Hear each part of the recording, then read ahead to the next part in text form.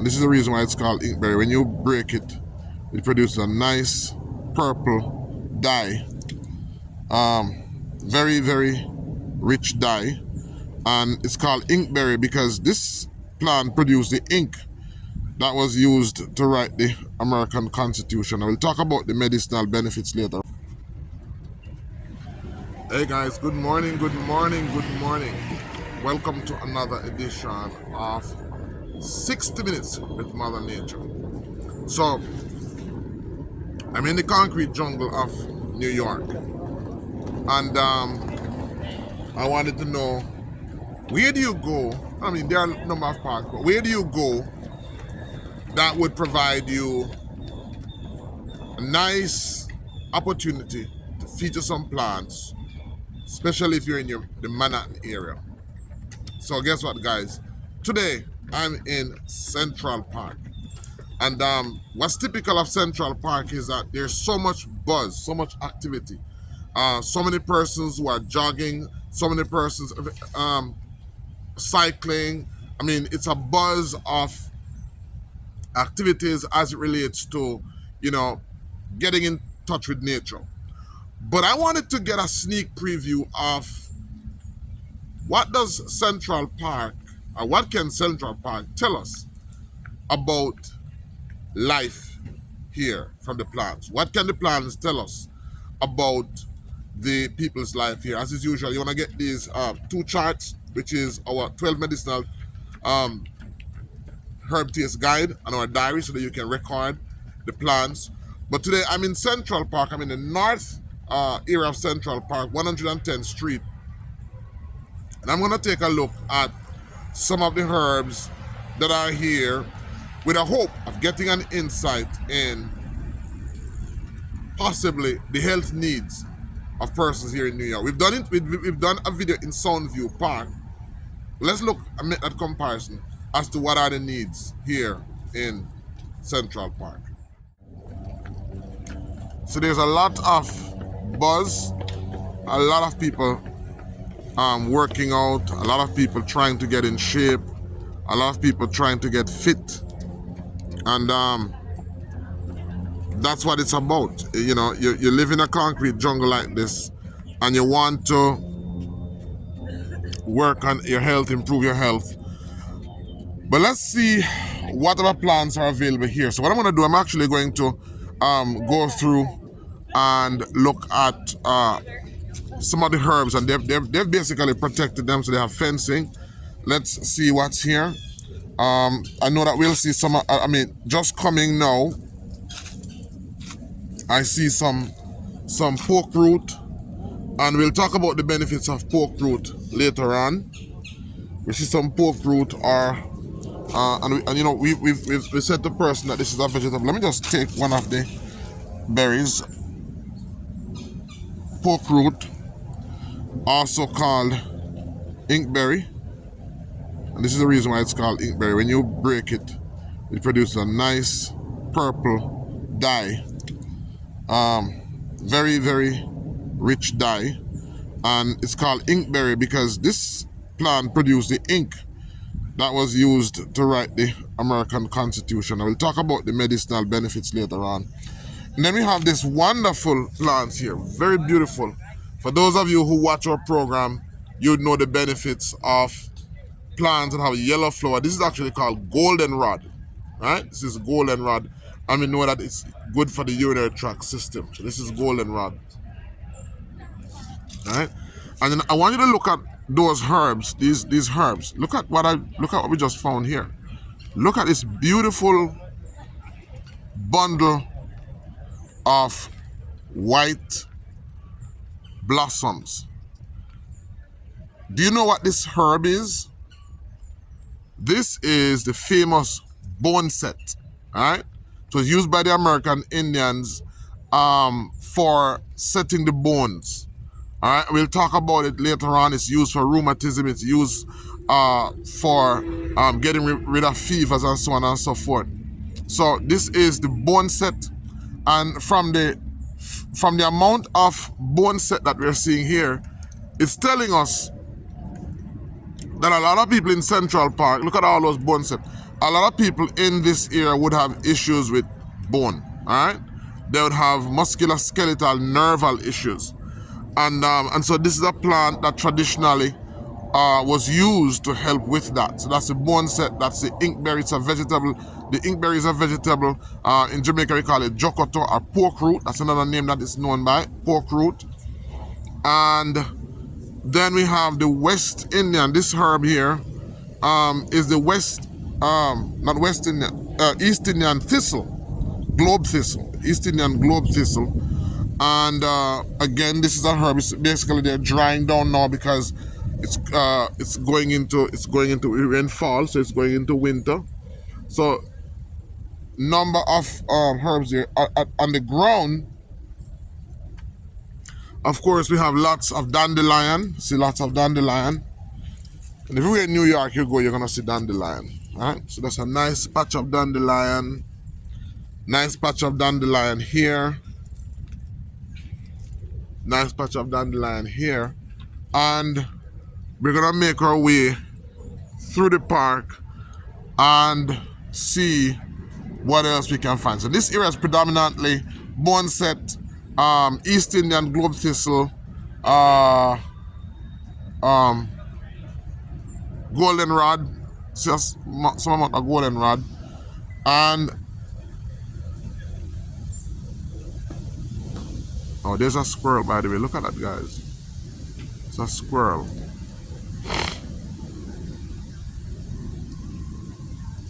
And he's looking for something to eat.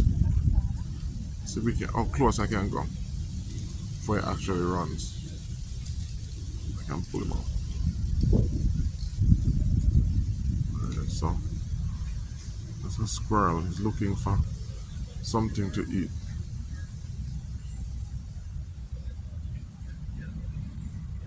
Alright, so those are the plants that we are seeing here. So we're going to see what else we can find because Central Park is quite big. Alright, so let's go. Alright, so this herb is called the all aster. So it's an aster in the aster family, and it was traditionally used by the Indians to help reduce fever. And as I said, tonight, if you join us for our live, we're going to talk about the medicinal uses of these herbs. So all these herbs that we're featuring, we're going to talk about the medicinal uses. Some of you may remember this herb. Where is it? So I'm making my way down because it's just a repeat of most of these herbs. But I saw a few garlic mustard. We saw these in Soundview as well. This is garlic mustard. All right, it's garlic mustard. All right, cut the leaves. So this is the garlic mustard. So we're gonna look at that. The benefits of the garlic mustard. Here's our friend again, and she's so busy looking for fruits. So these are the little fruits that our friend is eating. And you know what? She's actually in this tree, so she goes up and she picks the fruit, and when they fall, she comes down and eat them. Now, this fruit is actually the walnut, black walnut to be exact. And this herb, this tree, I don't know if it's native, it's mostly found in Brazil, but this is the fruit. And what is used to make medicine is the actual, what we call the hull. Let me see if I can find the hull. So this is the hull, this section here. Yeah, this is a black walnut. So basically what happens is that they basically take the flesh off and they put that to dry, very bitter, and it's used traditionally for parasites. All right, black walnut, it's used for killing a number of parasites, and I'll talk more about that. But this is actually the tree that it's from. So this tree is the black walnut tree. and there is a squirrel that is in the tree that is constantly picking all of these fruits. Some just fell a while ago over here, and he's constantly picking them, and then he comes down and eat them. So I'm gonna see if I can bring this one home. Black walnut. All right, so let's continue down and see what else we're gonna find. Oh wow, look at this. So this is amazing. This is amazing because this is actually semi-contract, and there's dozens of it growing around the tree. So this herb is also good for parasites. All right, it's also good for parasites. This is semi-contract. All right, it's also found in the Caribbean. It's also grown in Jamaica. So what are the chances, guys? What are the chances of finding a plant for parasites under a black walnut tree, which is another plant for parasite? So this is telling us that there is a lot of parasite infestation. Persons here would have a lot of problem with parasite infestation because this again is some of the plants that Mother Nature would have in abundance here. So look at all of these semi-contract. All these semi-contract. Alright, all these semi-contract. Well, this one is not. Oh, and let me show you another herb. This is the roadside pepperweed. It's also grown in the Caribbean. Roadside pepperweed. Let me see if I can get a good glimpse of it for you. Alright, this is a roadside pepperweed. And this is also grown in Jamaica. And very useful. I've seen a lot of semi-contract here in New York. That of course is dandelion, and I've seen a couple plantain, just haven't featured them. This is one of the plantain leaves, but there's a lot of plantain growing here as well. All right, so a lot of so far we've seen goldenrod, which is diuretic, good for the kidney. We've also seen bone set, which is good for the musculoskeletal nerve. So far we're seeing, because the diuretics are also cleansers, they cleanse the body.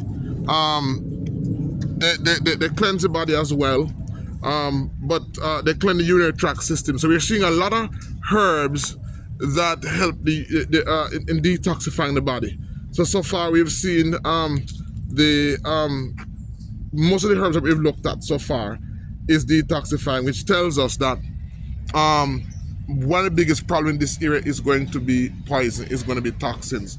And so a lot of the herbs that we're coming up against is either cleansing diuretically or for the urinary tract system, or cleansing for the liver, cleansing for the colon. But we're seeing a lot of cleansers. A lot of these grow wild here. So this is the black walnut, and right below the black walnut we've just found some semi-contract, and as you know, black walnut, wormwood, cascara sagrada, these are herbs that we use traditionally for cleansing the colon and cleansing parasite. And just below the black walnut tree we found a semi-contract as well. So a lot of these people that are jogging, a lot of these people that are health conscious, in Central Park there's a lot of medicine here that can be used. I don't know where I'm going to go next. I'm thinking I'm going to follow the trail, but I see a lot of more inkberry, or pork root, or what we call jokoto, a lot of aster. All right, so let's see if we can find a different park in Central Park, and see if we can find some more herbs that are maybe a little bit different from what we've found so far. All right, let's go.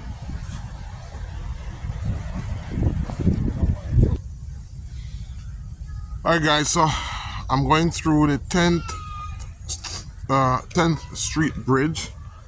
Looks a little spooky, but I'm going through to see what else I'm gonna find on the other side of this side of the park. So let's see what we're gonna find here.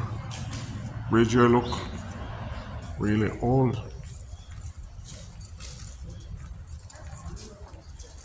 Alright, so here are some herbs. Let's find out what we can scavenge here. Alright, so I see a whole patch of particular herb up here. Let's go and find out what that is.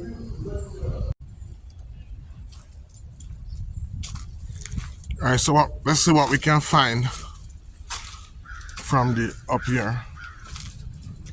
Alright, so these are herbs that are found in abundance. Look at this green forest covering that is just covering this entire area.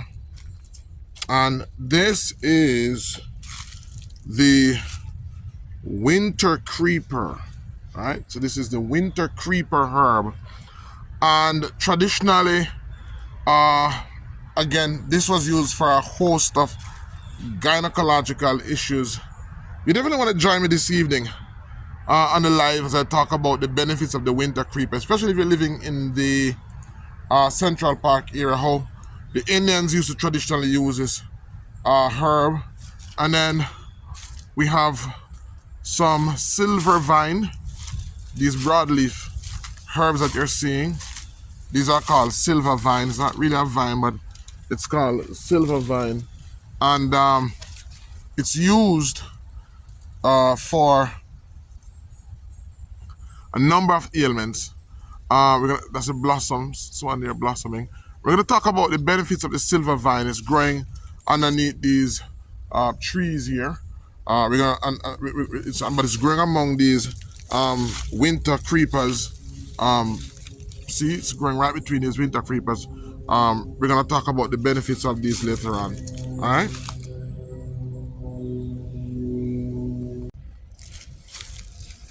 All right, here's a plant that stands out and has lots of thorns on it. And we know that the fact it has lots of thorns, traditionally this would suggest that this is a herb for pain. And of course this is the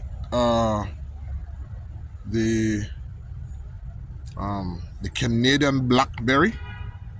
All right, that's what the California blackberry, and it's a plant that's loaded, that produces some berry that are loaded with antioxidants.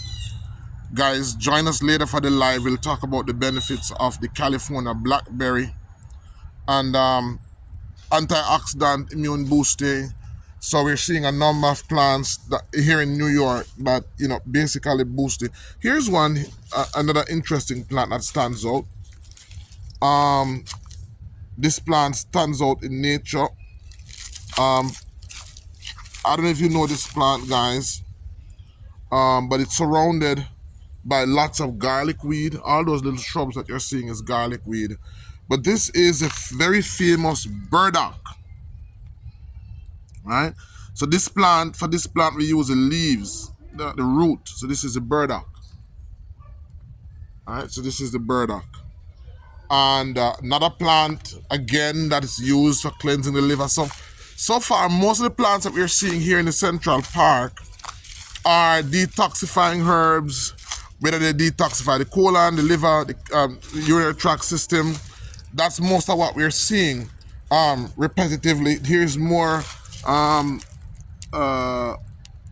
semi-contract, right? More semi-contract. This is for worms, and again, it's growing. It's more semi-contract. Lots of semi-contract throughout this area. And then look at this. Look at this large cluster of burdock. Look at this large cluster of burdock root. All right, and we all know that burdock is good for the liver. All right, so this is burdock growing wild, and there are lots of little animals that once I approach, they run away. But there's lots of little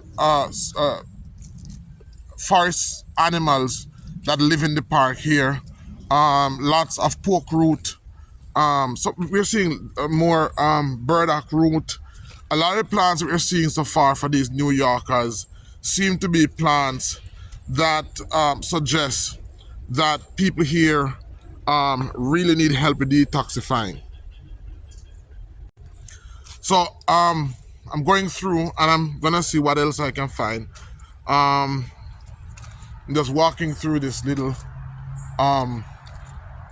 canopy of greens. Feels so nice and cool. So nice and cool. But yeah, if you're in the New York area, Central Park, one of the things that I'm getting from what I'm seeing here, a lot of the herbs that nature has provided in abundance are herbs that are detoxifying, which would suggest that when we were in Soundview, we saw a lot more herbs that were more designed to boost the immune system.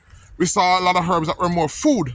A lot of these herbs, the burdock is also, the leaves are also an excellent vegetable. But in Bronx, we saw a lot more herbs that were more nutritional herbs, vegetable herbs. In Central Park, what I'm seeing is a lot of herbs that are more medicinal and cater primarily for the organs of the body that needs cleansing. So that tells us a lot about what's happening here in Central Park or Manhattan.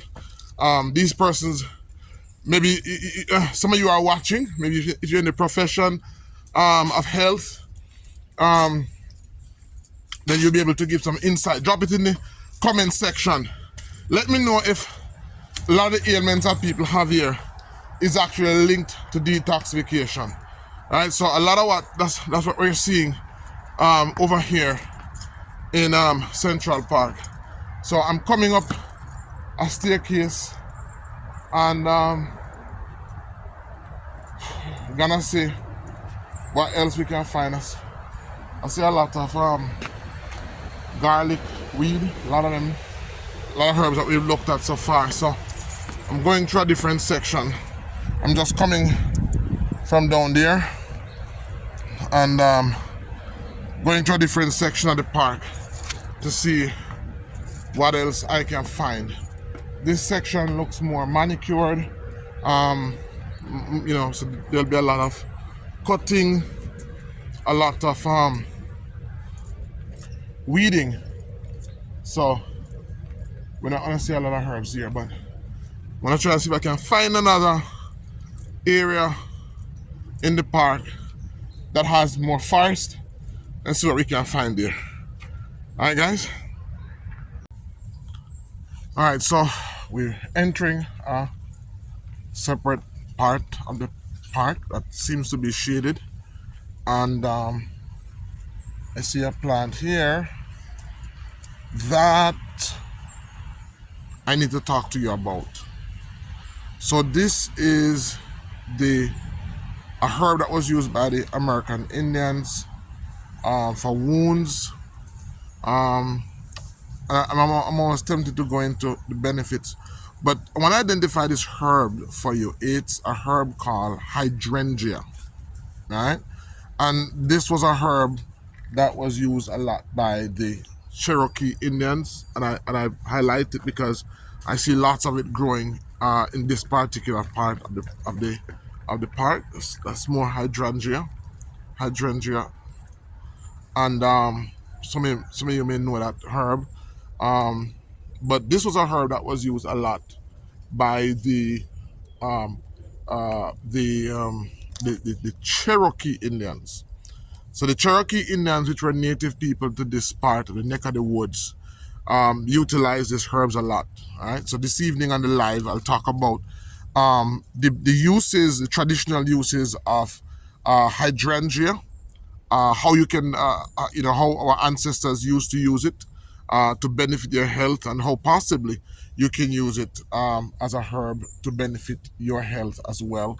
And see lots of it growing here. I don't know if it was brought here, but I see lots of it growing here. So looks like this road is taking me out on the road.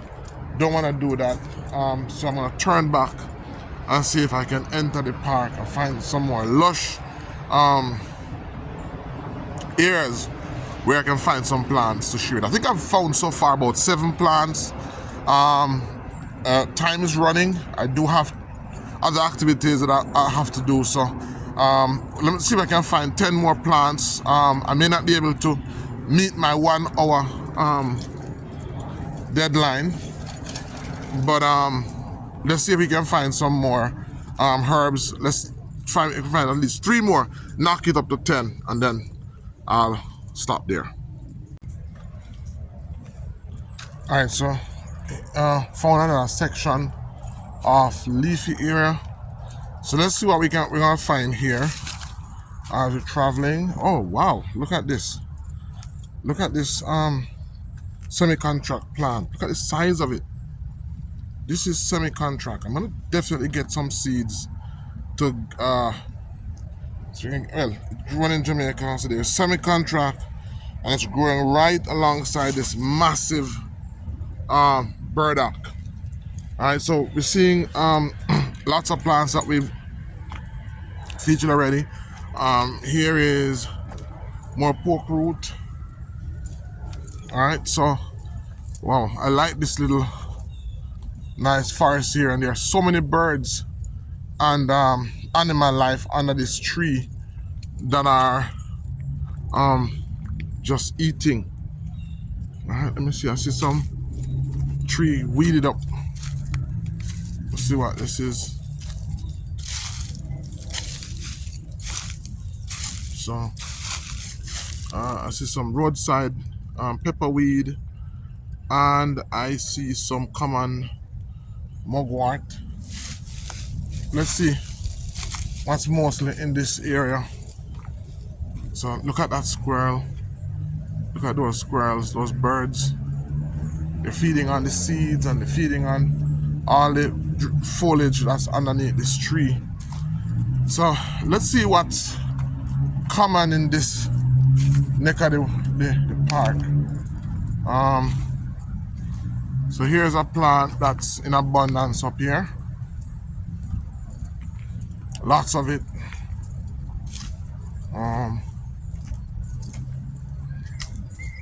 And this is actually, so I'm not doing a lot of tasting because I don't think it's safe, this neck of the woods, to be tasting. But this is the common mugwort, or what we call the Artemisia, or so this is a herb that is traditionally used for, well, let me not get into it. Join me guys this evening. But this is mugwort, Artemisia, or sweet wormwood. We've talked about it already. We've looked at the benefits of sweet wormwood, and it's growing in abundance here. So let me just go up to this part of the park and see what else is up here. Alright, so all those plants that are growing, it's a sweet wormwood, Artemisia, it's growing. And we've talked about Artemisia in the past. We saw a lot of Artemisia in Florida. Alright. So I'm approaching a section that's more of a picnic area. So there's not much plants here. Not a lot of plants here. Mostly grass, picnic area. So that's what, plant number 8. See if I can find 2 more. Call it a wrap, guys. 2 more plants. Call it a wrap. No, so which way should I go? I'm looking for more of a foresty area so that I can identify some plant. Alright, let's go that way. Hey guys, I'm sorry. I really tried hard, but I'm not familiar with the territory, and I'm only going to be able to do the 7 or 8 herbs that we looked at today, because it's time for me to move on to my next activity. But you know, it was fun.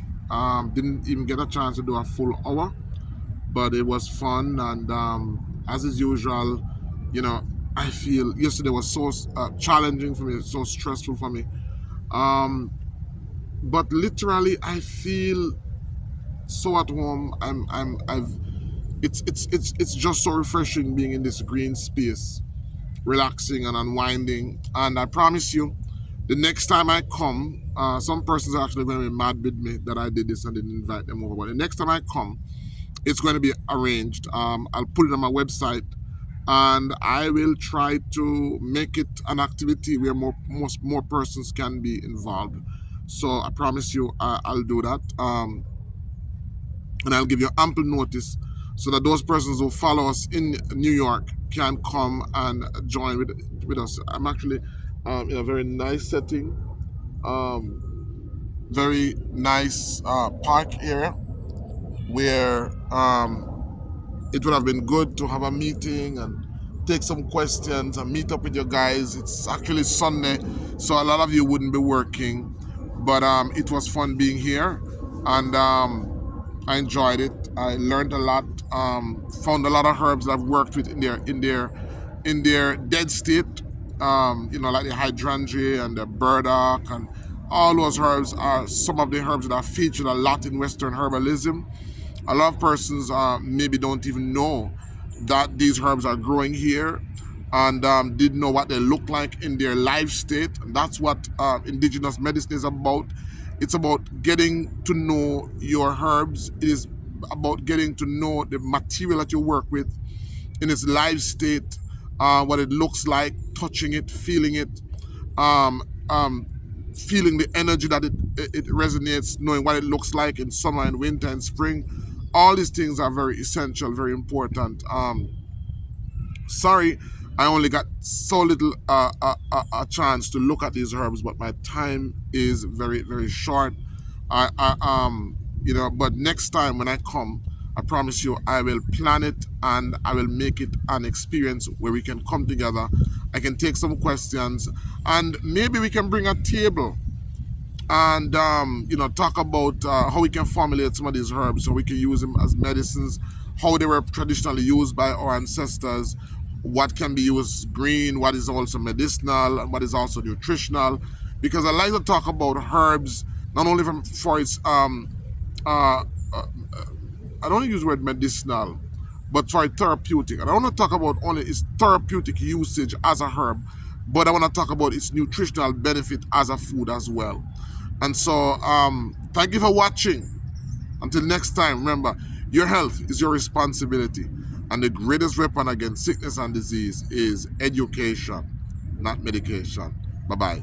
See you guys.